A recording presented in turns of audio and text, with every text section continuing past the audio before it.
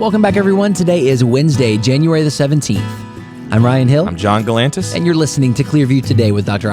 Shah, the daily show that engages mind and heart for the gospel of Jesus Christ. You can visit us online at clearviewtodayshow.com. Or if you have any questions or suggestions for new topics, write in and let us know at 252-582-5028. Or you can email us at contact@clearviewtodayshow.com. That's right. You guys can help us keep the conversation going by supporting the show. You can share it online with your friends and your family. You can leave us a good 5-star review on iTunes or Spotify. Absolutely nothing less. We're going to be leaving some links in the description so you can do just that. The verse of the day today comes from Joshua chapter 1, verse 8. This book of the law shall not depart from your mouth, but you shall meditate in it day and night, that you may observe to do according to all that is written in it. For then you will make your way prosperous, and then you will have good success. Yeah, a lot of times I'm guilty of reading the Bible in the morning, like doing my devotion, and then instantly being like, okay, cool, got it, done. Yeah. On with my day. Mm-hmm. But you also have to sit and you have to meditate on those things, which means you have to set aside time where you do nothing. Yeah. And here in 2024, with our hyper fixation on productivity, that's difficult. Yeah. That's hard, and it's undesirable for us. We don't want to do that. That's right. And you've got to creatively build those times into your day. Set aside those times where you can just sit and really just meditate on God's word. I mean, yes, it's important to read it. Yes, it's important to study it, but you got to have time to sit and soak in it, sit and think about it, sit and dwell on those truths. One thing that I taught my students to do is, this is not meditating on God's word, but it can help lead you to that, is make it the lock screen on your phone. Yeah, that's right. That's going to be in front of you all day long. I mean, it's just a quick thing, a quick glimpse, but if you keep that one verse or that one truth in front of you all day long, you're going to meditate on it as you are able to throughout the day. And every couple of weeks, pick a new verse. Yeah. Yeah. Talking about reading, I was asked something that made me mad. I hated it. You've had a lot of frustration related to reading this week. This has nothing to do with Tom Bombadil, so we can go ahead and kick that as far as the East is. Kick him back to the old forest. This was something that was asked to me by David, our engineer on the Clearview Today show. Oh no. He asked me a question that when I heard it, I got angry, and I want you to hear the question. Okay. And you try to ascertain why it made me angry. Okay. David, I want you to ask Ryan and all of the listeners what you asked me. Sure. You read books, right? From time to time. Okay. I've been known to enjoy a good book. A good tome, if The you will. way that you read is important. It matters because it will decrease your reading speed, your comprehension. If you read and you're all distracted, you're not going to get as much. Sure. If you focus in and you actually sit there and read, normally you can get through it and then comprehend. My question is... Can I interrupt for 1 second? I'm so sorry. I want you to ask it the way that you asked I am. me. Okay. The question is, how do you read? When you read, do you vocalize the words in your head as you read them? Or do you chunk words together so that you can get the phrases at a time? I'm trying hard to understand this question. Exactly. Do you vocalize the words? Do you vocalize, like if I'm reading in my head, it would sound like, this book of the law shall not depart from your mouth. Yes. Rarely. I mean, if it's difficult to understand, yeah, probably yes. But most of the time, I'm not sounding the words out of my head, if that makes sense. I'm not reading the words in my head. I'm just sort of absorbing the information. That's what I'm saying. But that's not the way you phrased it. You said, do you vocalize the words or do you just look at the words and understand? That was what you said, and I said, what do you mean? Yeah. So I think what you're asking is, do I just read slow or fast? No. Do you? Okay. All right. Let me see if I can spin it. Do you, as you are reading, this is like an inner monologue kind of question. Mm-hmm. Do you hear the words in your head as you are reading them? Or are you conceptually understanding what it is that you're reading? Right. What is the difference? So when you walk, I see it when you're out in the road, right? Say you're walking down the street, you see a stop sign. You don't look at it and think, stop. Here's the difference. Yes, I do. You understand what that sign is. Here's the difference. It's the difference in watching a movie and there being a narrator as opposed to watching the movie. Does that make sense? Like you're watching a scene. What movie have you seen with a narrator? I mean, like a voiceover or something? Yeah. Like the beginning of Spider-Man? Yeah. Yeah. So like instead of like someone were to walk in the door and they would hear in their heads, if they were reading this, right. They would hear in their heads, as he walked into the room, he gazed around at the lights illuminating the black curtains. John and Ryan seated at the table recording the episode of the Clearview Today show. So those are the words that are happening. But he would also just, if he was here, he would just walk in the room and just, okay, I'm seeing all of this. I don't think I do either one. I read it and I see it almost as a movie being played out in front of me, where it's like there's cameras, but it's like switching angles and there's like subtext woven in. So then you would be the second option. Right. You would be the latter. You don't have to summon that imagination. It's just naturally there for you. What David said was, he said, I want to get to a place where like I just look at the words and I understand. Yeah, So I think that's maybe an unfortunate way to phrase the question, but what he is after is what you do naturally. What I want is to be able to, one, increase my reading speed so I can read more. And in doing that, like when you look at the page, you can look at the word in chunks and see these 3 words and then make this phrase. But you're so that still it makes sense conceptually. taking in the words individually. Right, but I'm not reading it in my head, is what I'm saying. Do you I'm not saying like Clearview Today show notes. I just see Is that what you do now? No. So what is your goal? To get better at the other one. But you're already doing the other one. But to be better at it. I think this is related to 2 things. I think it's related to number 1, reading speed, reading comprehension, and number 2, imagination. And whether or not you are reading something that is imaginative. If you are reading something that is descriptive, like nonfiction or research-based stuff, then I don't think you're going to be able to spin this picture like of what's happening in your mind. But if you're reading fiction, you just sort of like see it. You just imagine it. Yeah. Yeah. Food just arrived, so I say let's halt this for now. Let's ask Dr. Shah put a pin in this discussion Let's put a pin for now. in it, because I'm not angry. But I'm getting confused. I'm not angry, but I am getting very angry. I'm gonna get huffy. Let us know how you guys read. Write in and let us know. I didn't even know this was a thing. Yeah, write in and let us know. It's natural for some people to read one way or the other. Some people can kind of turn it on and off. Write in and let us know. 252-582-5028. Or you can visit us online at clearviewtodayshow.com. Stay tuned. We'll be back after this. Are you looking for some new worship music to go along with all these amazing shows here on the Truth Network? Well, today's your lucky day, because Dr. Shah and myself and a lot of the rest of the Clearview staff have been hard at work writing for the last few months, and we're very excited to share Clearview's new EP with you, Together Forward. Not only do these songs sound great, but each and every single one of them were born from a place of genuine worship and prayerfully written by our team right here at Clearview Church. It's available right now on iTunes, Amazon, Spotify, anywhere digital music is sold. So make sure to pick up your copy today and let us know how these songs are helping you, whether they're helping your worship band in your church or just in the car or around in your everyday life. Email us at info@clearviewbc.org. You can also support the ministry here at Clearview Church by visiting us online. That's clearviewbc.org/give. Thanks for listening. Now back to the show.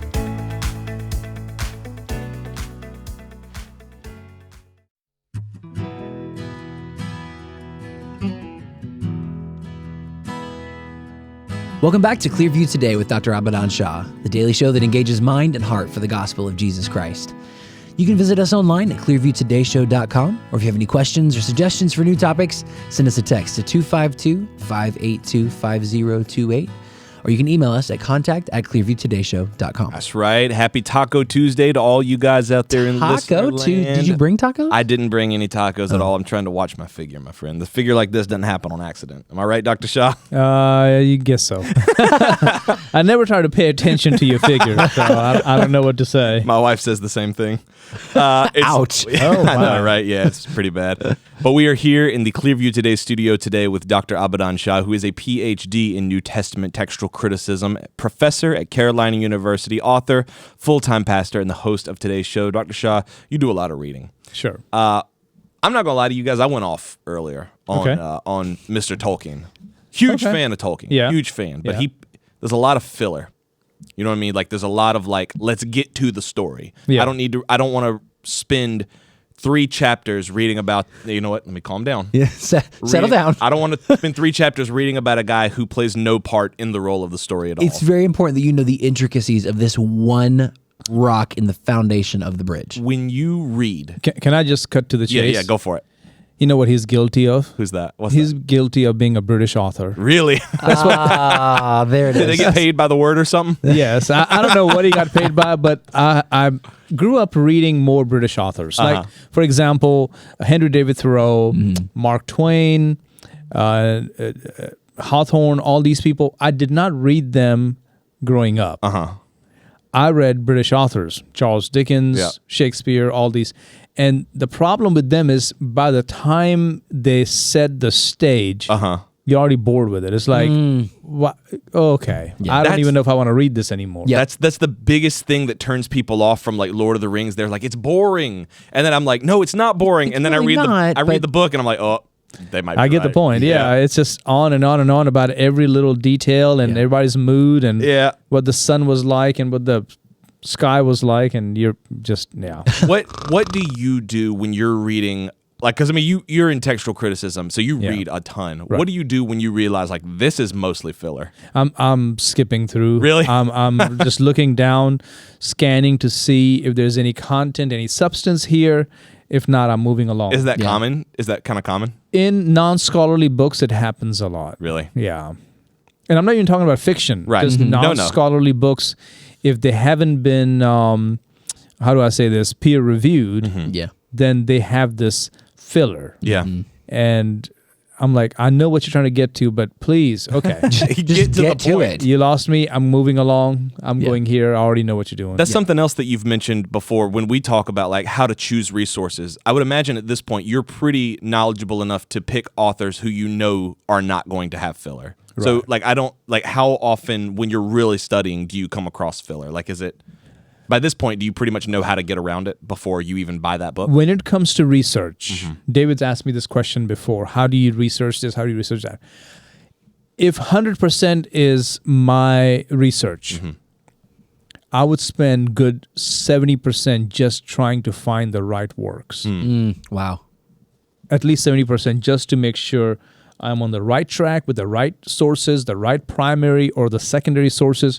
I will spend 70% of my time just narrowing it down, clarifying it, or weeding out those I feel like I don't think it's getting to the heart. I think they are, but I think they're on the wrong track. How do I get to the right one?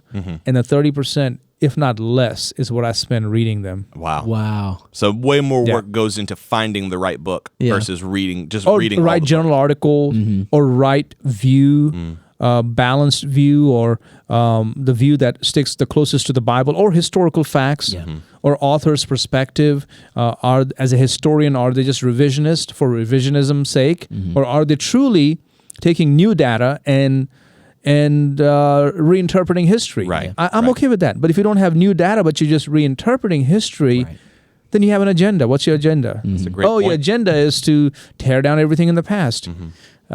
Sorry. Yeah, that's a great point. I'm not buying it. Absolutely. And it kind of lends itself to what we're talking about today. Yeah, so we're talking today about an important document that is not really filler. It is, how'd you say it earlier? All killer, no filler. That was that was an album. I think that was... I have no idea. Oh, man. I'll look it up. That was a really popular album. So the document today, it impacts our life here in America. It impacts church life. It impacts what we're doing here on the Clearview Today show. That's right. Today is the anniversary of the, let me get this right, the ratification of the statute for, hold on, I lost it for just a time. I'm sorry. That's okay. You okay? While you're looking it up, Sum 41 is the band. Sum 41, All Killer, No Filler. Greatest punk rock album I've ever listened to in my entire life. Pop punk, I should say. Interesting. Yeah. Here, I've got it. I'm so sorry. Yeah, you're good. It was the Virginia Statute for Religious Freedom. Yes. Drafted by Thomas Jefferson, and it was introduced in 1777, but it was introduced into the Virginia Assembly on January 16th, 1786. This day in history. On this day in history. Right. Wow. Right. So first time it was introduced was what year? It was drafted in 1777, but then in 1786, the Assembly actually made the statute into law. Right. So they were pretty much on it. Like the year after independence, they were like, fellas, we need to get this right. Right, Like exactly. the very next year. Now here's a big question. What is someone like me who did not grow up in America? I was about to say, Dr. Shah, whatever do you mean? Yeah, I did not grow up in America. I did not grow up in Virginia. I did not grow up as a Baptist, although very Baptistic. in our church life. What do I have to do with this? Yeah. So here's how it happened.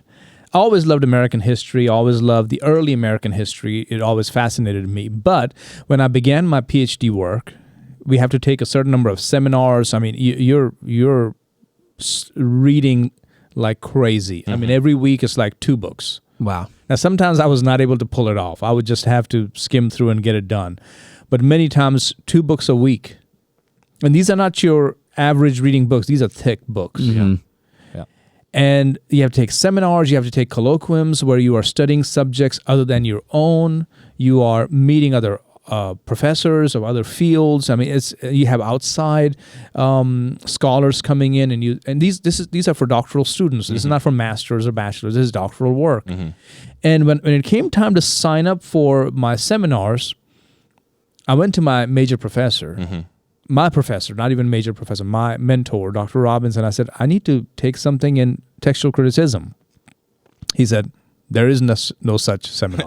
I said, what do you mean? He said, there is none. There never has been one, never will be, at least at our institution, because nobody is doing it other than you. Bro, that's a bad feeling. And there was one other guy. And I said, so what do I do? He said, take whatever you want to.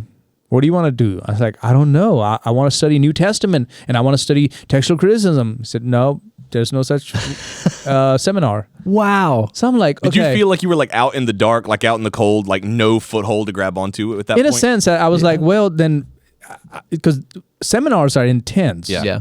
I mean, you read like crazy. I was like, what do I want to read so crazily about? Yeah.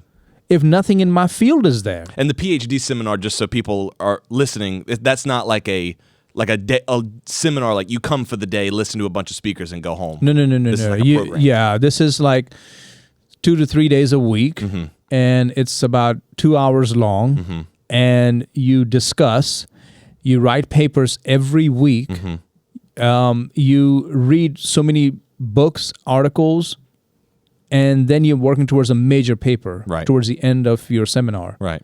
It is a lot. And I was taking 2 seminars and, of course, colloquiums as well. So I went through my list and I'm like, okay, let's look at the syllabus and see what's available. Early American history. I said, okay, I'm taking early American history. You can't take textual criticism. You might as well take something. It'll feed into interested textual in. criticism somehow. We'll get there. So I ended up taking early American history. So people are sometimes surprised to see how much I know about it, is because by default, I studied it. Yeah. So I focused my attention on a man by the name of John Leland. Here's my book. This was one of the texts. Like, we had to sit there and read this. And there were several other books as well. I spent a lot of time studying Virginia history. Wow. I'm like, why am I reading Virginia history in textual? Because that's what you do.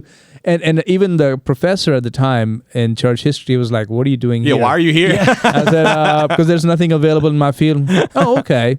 So you're going to read Transformation of Virginia. You're going to read all these other books on the history of Virginia. I guess so. Like, I even read a book on the architecture of Virginia. Really? Wow. Yeah. Wow. Like how the house is built. So I drive through the back country doors. I'm like, oh, I know what that style is. And I know what this is. So what people don't realize is, prior to the Revolutionary War, Baptists were persecuted severely in Virginia. Yeah, that's something we don't tend to think about, because right now in the Bible Belt, Baptists are one of the most prominent denominations. Right. So we think, okay, well, that was just the default all the time. The old-fashioned status quo people. Yeah. No, they were actually the outliers. They were the ones that the established church was trying to persecute because they were not lining up with the establishment, and they were doing their own thing. In fact, there's a great book out there that I had to spend some time reading, not every single page, but I read it from my research. It's called Imprisoned Preachers and Religious Liberty in Virginia. Wow. A narrative drawn largely from the official records of Virginia counties, unpublished manuscripts, Letters and Other Original Sources. I mean, it's a pretty long title. Yeah, that's a long title. And it was written by Louis Peyton Little. So Little. So if you ever want to look it up, it's I think it's even available like a PDF online. Mm-hmm. Wow. It's one of those things where like I always envision the American Revolution kind of like Star Wars. It's like the big war is done, and then we have the celebration. Woohoo! Yay, we did it! And then that's the final. We're all brothers, and we're together in arms against. That's it. And then roll credits. Yeah, and we're done. But then it's like, how does like now? Okay, we're our own nation. Yeah. Now, how do we live as a nation? What does that mean? Yeah, because it's like I don't know. I'm just gonna come in with the sequel when everything's established and up and running. Right. But it's like, how do we defeated Britain? Now we're our own nation. What do we do? One of the biggest issues was religious liberty. Yeah, that's true. And we're not talking about religious liberty with all of the religions. This is among Christians. What do you do with the Baptists? Yeah, because they're there and they want freedom. But if we give freedom to every Tom, Dick, and Baptist, nice, dude. Very nice. It'll be bad. I mean, we'll mess things up. So in Little's book, you'll be shocked to read some of the encounters, some of the narratives of how Baptists were thrown in prison, their hands were chopped off, they were beaten, they were whipped. So this wasn't just like y'all can't have a church. This was like straight up persecution. Like what? This is like the real deal. Yeah. That's insane. And that was happening here in America. In America, right across the line in Virginia. Wow. Was that more than one like denomination, or was it just Baptists that were the subject of this religious persecution? There were others who were also, but Baptists were the ones who were coming into these colonies, or they were coming out and saying, we're Baptist. We don't go along with the Episcopal Church, or really the Anglican Church, which became the Episcopal Church after independence, right? There's a history there too. But they were saying, like, we're not part of the Church of England. Yeah. We don't recognize the king as our head. We believe what we believe. We are, some would say we are products of the Reformation. Wow. Some would say we are not quite as much product of the Reformation, but we are not from the same stream. Yeah. And they were persecuted. And Baptists were the main ones who were persecuted because others hadn't come on the scene yet. So, the Methodists were there, but they were not quite the same as the Methodists we know in the 1800s. The Methodists today, I mean, it's a whole different issue going on. It's very sad. But even Methodists back then, not on the same page. So not on the same level. So it was really the Baptists who were being persecuted. Yeah. Wow. And so we see this as a very esoteric sort of fringe case. But we were talking about it off mic, and I didn't realize this until a few minutes ago before we started recording the show, that this actually, this Virginia Statute of Religious Freedoms was the precursor to the Bill of Rights. If we didn't have this document that we're talking about, drafted by Jefferson, then there would be no freedom of speech in America. Right, exactly. So people like John Leland and others were not only preachers, like revival preachers, like he would be sort of like a Billy Graham of his time, coming down through Virginia, preaching, teaching, and people are getting saved. Keep in mind, there is no Southern Baptist. They're not going to come on the scene until after the 1860s, or prior to 1860s, but really, truly a Southern Baptist after. So there is no such thing. They're just Baptist, the American Baptist. And so he is preaching, he is trying to win people. There is an established Baptist movement, but they're more like the high church. Okay? There are a lot of different kinds of Baptists. High church, sort of Calvinistic type Baptists, that's what they do. Then they go home. Very reformed in their thinking. So there's a lot of different levels. John Leland type Baptists were more the revivalistic type.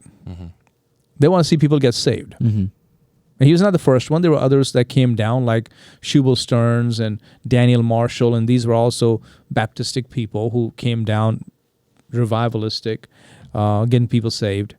But John Leland was one of those, and he was really concerned about the freedom of some of his converts, or the Baptists in general, down in the Virginia colony. And at one time, he even considered running for the Virginia legislature And there was a meeting that took place between him and Madison, because Madison was also running for the job. And so there was a meeting that took place, and this is 6 miles east of Orange in the intersection of US 20 or Constitution Highway and Scenic Route 650 at Clifton Road. This is the place where James Madison and John Leland met in an oak grove, and they were going to discuss what needs to happen, because John Leland was, I'm running. Right. I have to fight for my people. I mean, he's a pastor. He's a revivalist. He's like, I'm running. And Madison was like, look, yes, you can, and you probably would win. But what if I run? I'm a politician. I mean, of course, he's also the drafter of the Constitution. Right. I don't think he was the sole drafter. I believe that a lot of people were involved in that. But he assures Leland, okay, this is in 1788, that if you let me do this and I run for the office, then I will fight for the Baptist. I'll fight for religious freedom for everybody. Trust me. And they talked for a couple of hours, I believe it was, and then finally they stood up, shook hands, and this is in 1788, and they went their way. Leland, of course, said, I'll throw my support for you, and if you can fight for our freedom, that's what we want. Yeah. And so this was how even Jefferson is connected, because Jefferson was also behind the scenes doing what he needs to do to help religious freedom. It was never to keep church and politics separate. Right. Right. See, and I'm glad you said that, because it was interesting to me that Leland had this burden of like, I need to go into the political realm and fight for my people. He's a pastor, but he has that kind of that desire, that fire in him to go and say, I'm going to make a religious footprint in the political sphere, because we need to fight for freedom as Christians. Well, that's the purpose of this show, is to kind of help people remember that separation of church and state had nothing to do with, hey, you're religious, so you can't have a say here. That's right. That's Honestly, it really means let's keep Christianity out. Right. Yeah. That was never... See, even that statement comes out from a letter that Thomas Jefferson, President Jefferson, wrote to the Danbury Baptists. These were a group of Baptists who were concerned about their freedom. They're saying that there will be this wall of separation between church and state, so that they can have the freedom to worship according to the dictates of their conscience. Right. It's really the reverse, isn't it? So the state doesn't intervene in religious matters. So that there can't interfere. There won't be like an established state religion that compels its members to that worship. you have to tithe to. You have to give your money. Not really a tithe; it's a tax. Yeah. Right. And they felt like that's not fair. Yeah. This Virginia, what was it? The Virginia Statute for religious freedom. Does that outline the whole established religion? Yeah, thing it deals with that. Yes, which later on led to the Bill of Rights. So all these things are connected. All these religious freedoms that we have in America today that we get to enjoy, they're all connected by these men, these founding fathers who, and again, it's that same thing where people say, well, this country was not founded on Judeo-Christian values. It's like, look how it was, though. Look at all of these documents that exist that prove that not only it didn't just happen to be that way. Right. That's what it was founded on. That's right. So first ratified by Virginia, and then this became the document for America. So it was like an experiment. Yeah. Across the line, it was an experiment. Let's try it here and see how it works, and how we can fine tune this, and then we can make it the law of the land. Yeah. That's how we entered into the Bill of Rights. Yeah. Now, there's a very interesting story that follows, but we can discuss that in a second. Sure. I also think it's interesting. Thomas Jefferson is the one who introduced this. It's one of 3 documents that is mentioned on his epitaph, where he's buried. Like on his gravestone. Yep. It's one of I've been 3. there. I've been to his gravesite. That's So really it talks awesome. about the Declaration of Independence. He calls him the father of the University of Virginia, Yes. and then it lists the statute of Virginia for religious freedom. Yeah. That was important to him. One of 3. Yep. That it be listed on there. That's right. The freedom of our nation, education, and then, of course, religious freedom. Yeah. Yeah, those were 3 very important things for him. Other than remember and be grateful, what is something that our listeners can walk away from with this? Not an action step necessarily, but what is something you feel like that people can walk away remembering about this episode in particular? That our freedoms that we take for granted are won because of the sacrifices of our predecessors. Yeah. Now, look, I grew up overseas. I grew up in India. I came here and I chose this to be my nation. I had to take an exam. I wish Americans would have to take an exam to be an American. Gain citizenship. That would maybe make them appreciate it more. Exactly. I had to take an exam. I had to spend money. I had to make so many trips to the embassy, or not the embassy, but to the INS office for my immigration. And then finally I had to stand there and take the oath that I am an American now with the flag in my hand. Right. I mean, I appreciate it. And I hope more Americans, especially Christians, would appreciate the value of their freedoms. Yeah. That's true. Yeah. Amen. Now, talking about appreciation, gratefulness. So, when was the Bill of Rights passed? Was it the 1780s? Hang on one second. Yeah. I mean, once you find that, I have a very interesting story that comes through this, because it'll talk about how did Leland and some of the others make their appreciation known. I think it was 17. Go ahead. I'm seeing 1791. That's right. Somewhere about that time. Yeah. So in 1801, November 1801, there was something that happened, and that something was that the Baptists, especially Leland, wanted to show his appreciation to Thomas Jefferson. Of course, Madison and others as well, but Jefferson was kind of the lead figure here. Right. For bringing about religious liberty. So they sent out, and see if you can Google this, a massive block of cheese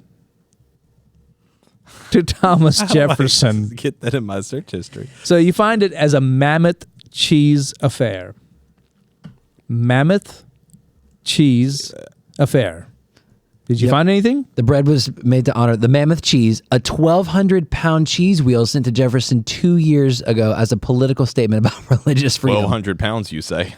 That's a lot of cheese. The mammoth cheese was conceived by John Leland, a Jefferson supporter in the Federalist hotbed of Massachusetts. Someone asked what happened to the mammoth cheese.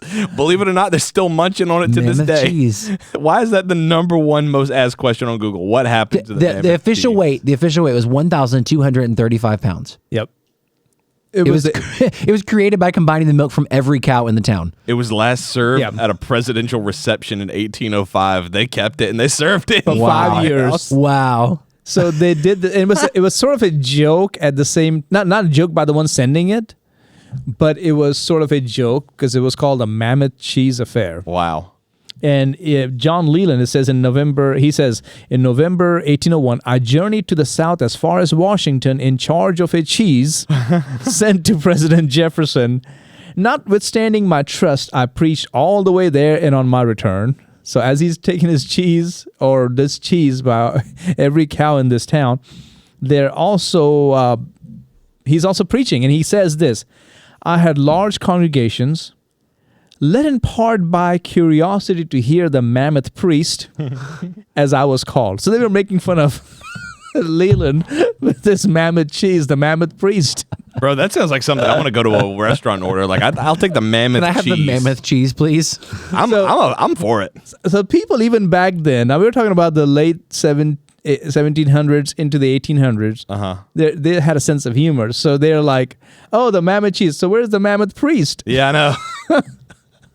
That's too funny. The mammoth cheese. So I wish they had done something like, say, a big bronze statue or a Bible made out of gold. Yeah. No, they got a big block of cheese. And block Thomas of Jefferson's cheese. just sitting there looking, okay. Yeah, okay. He pulls out a All little right. knife, takes a little, Yeah. oh, it's, Well, it's good. thank They all you. turn the cameras off. He's like, Oh, this cheese. oh.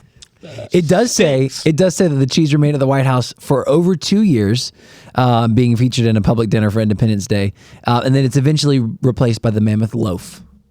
loaf of bread. That's true. That's right. I remember that now. It's been golly. This has been 20 years ago when I took that seminar, the intense 3 months of studying. Imagine trying to history. dump it discreetly. Like they just try to get it in the Potomac River.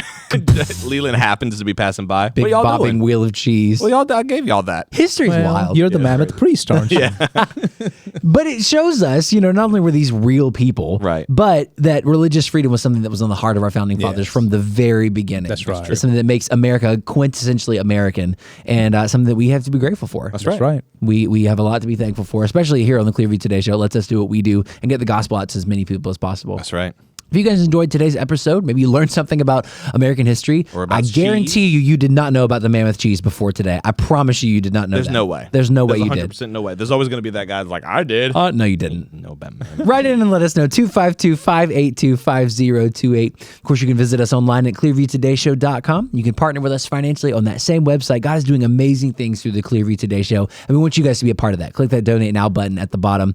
And we want to encourage you to visit mightymuscadine.com. They have a great line of products for you and for your health. Use the promo code today, TODAY, on checkout, and that will send a portion of those proceeds right back here to the Clearview Today Show. John, what's coming up tomorrow? Spent the whole day talking about an American document, I should say. Would you believe it if I said the very following day, January 17th, there's another historic American document that we need to talk about? Lots popping off in January in American history. January was a good year for America. A good month, I should say. The year of January. No, listen, January was really, these guys were on it. It's called the Monroe Doctrine. We're going to talk about it a little bit on tomorrow's episode. Very nice. We love you guys. We'll see you tomorrow on Clearview Today.